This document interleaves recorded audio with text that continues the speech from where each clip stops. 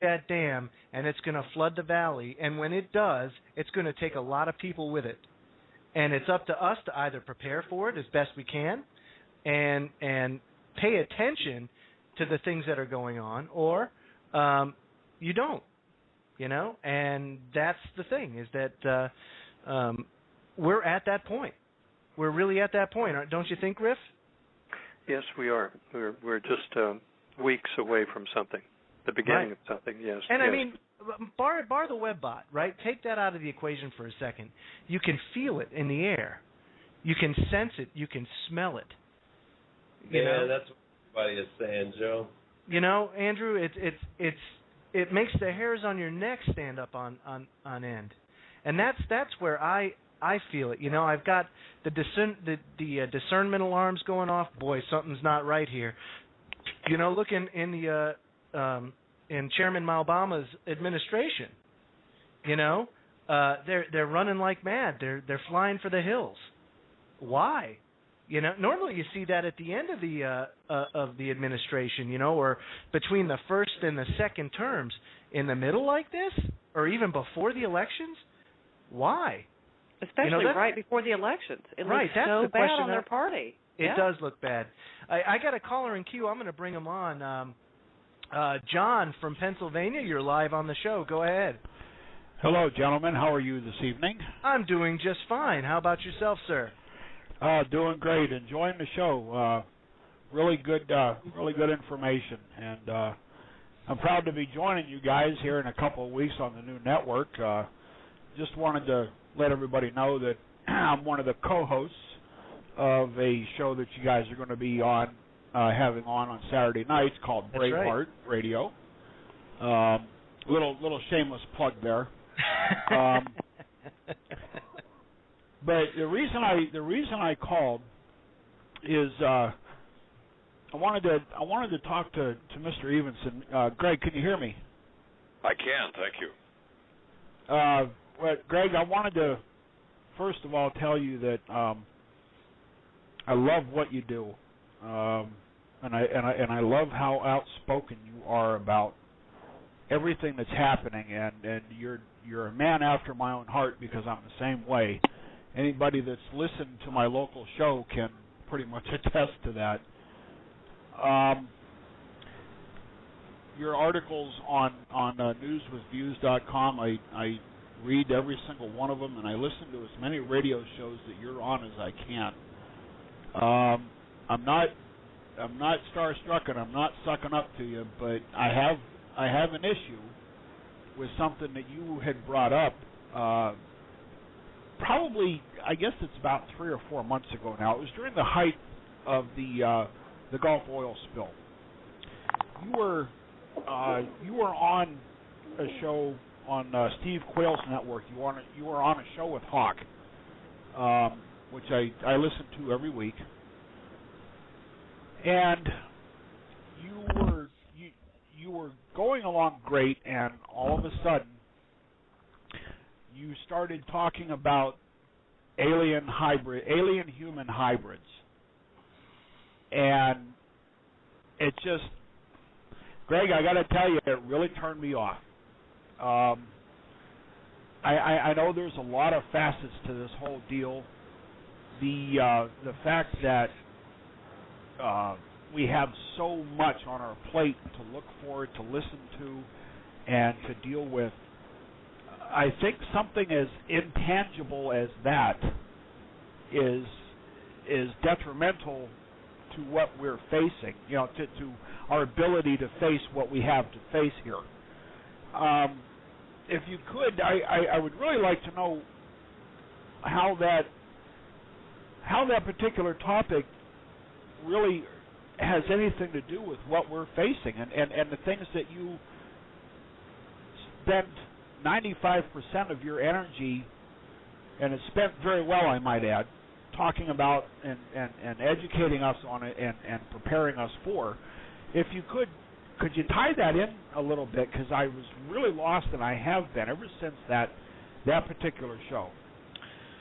Well, John, I'm sorry that you got thrown off track on that. I can simply tell you that when you are in the military or police work or some other lines of work as well. But when information comes to you, you take it, you assess it, you put it into a shelf or a book or your toolbox, and you say, all right, I've accepted the intelligence, and we'll see how it works out in the future to any given situation that I might come up against, short-term or long-term. The fact that I am not a huge proponent, I do not talk on a lot of shows about the UFO mystery, the concepts of it, whether it's demonic or it is true alien races or whatever. I don't speculate about that.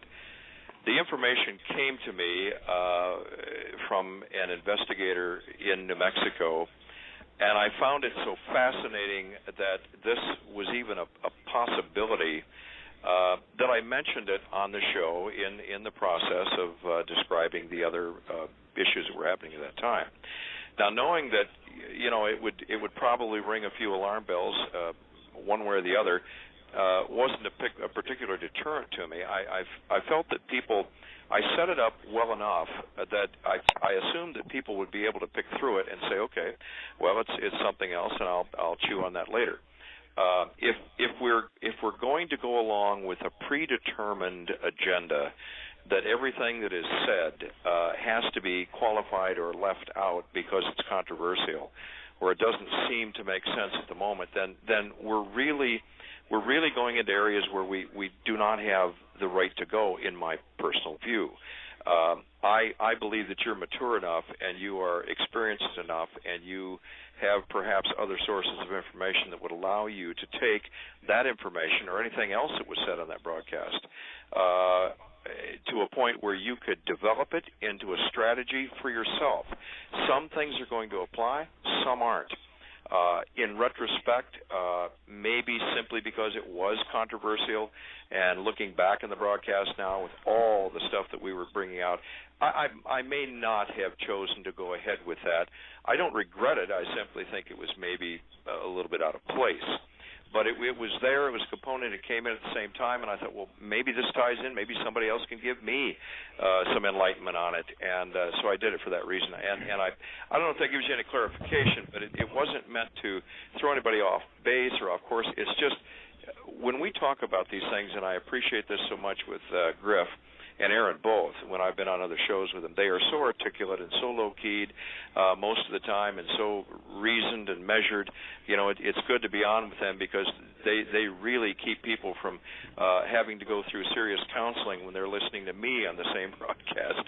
So I hope that, I hope, John, I apologize if that threw you off. Didn't mean to do that. It was but it was fascinating to me. It's still fascinating. I don't have many other answers since then about it, but it came from a very reliable source. Well, Greg, there's certainly no reason to apologize, not to me anyway. It's just you're one of my very few trusted sources of reliable information, and at the end of that particular show, I just started thinking to myself, why do I need to know this?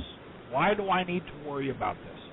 A friend of mine, a good friend of mine from Louisiana, is very much into the Mayan 2012 and the end of the Mayan calendar and the Planet X and all of this, and he talks about it to a great degree. And I listened to him. I talked with him about it. I actually learned some stuff from him.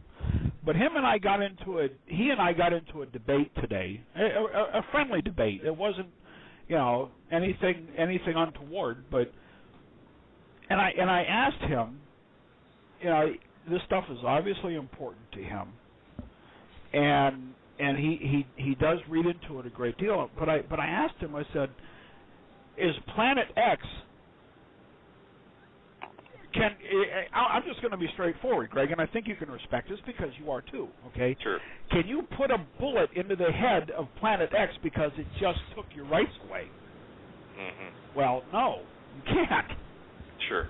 And that, I think, is something that is far more important for us to worry about than whether or not this may or may not be planet is coming in to collide with the Earth in 2012 or, whenever it's supposed to happen. Well, John, based strictly on what we know today, I think I would agree with you. But what we don't know about the agenda that's being pushed our direction, whether it's about alien craft or hybrid people in the desert or the Planet X, these are all elements that may, in fact, affect us down the road. And so I guess my position is I would rather think about, find a little drawer for it somewhere in my mind and say, okay, I'm aware of this now. How does this affect our sun? How does this affect the tides? How does this affect the relationship of the moon and the earth? I mean, it really does get scientific.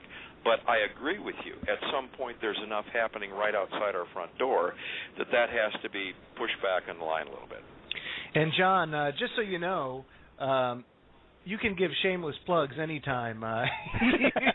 You want to come on the show and plug, it's all right. RevolutionBroadcasting.com, folks. Go ahead and make that your favorite station for all your Patriot information. Anytime you want to do that, not a problem. But well, thank you, Joe. I appreciate that, Greg. I appreciate you hearing me out, and I didn't want to drop the hammer on you tonight, and I hope I didn't. But no, of course not, John. I'm glad you asked the question. Maybe it gave some clarity for some other folks too. Well, you kind of cleared things up for me a little bit. I'm still of the mind that my immediate worries are, am I going to have to put a bullet into somebody's head that's taking my rights away? And you know what, John, you're absolutely right about that. You said it very well. And thank you for the call, John. I really do appreciate you coming in. Andrew, you got a comment on this? Well, there is. I just admit it's beyond comprehension, man. It's just like there is so much coming at us right now. There's so much happening that it's worth exploring all options at all times. Right. Now, there was a question from the audience, Greg, and I will try and articulate it as best I can here. It says, any opinions on what the event is going to be, the one that really gives you the SHTF scenario? Do you guys have any insight, or Greg, do you have any knowledge as far as what you're favoring that scenario to be or that event to be? Well, that's like asking, is my 900 number for my prophecy line working well, and dates and all that kind of thing. Look, seriously, I see this again as a multifaceted picture here. This, in my view, will most likely not be a single defining moment, but the culmination of several.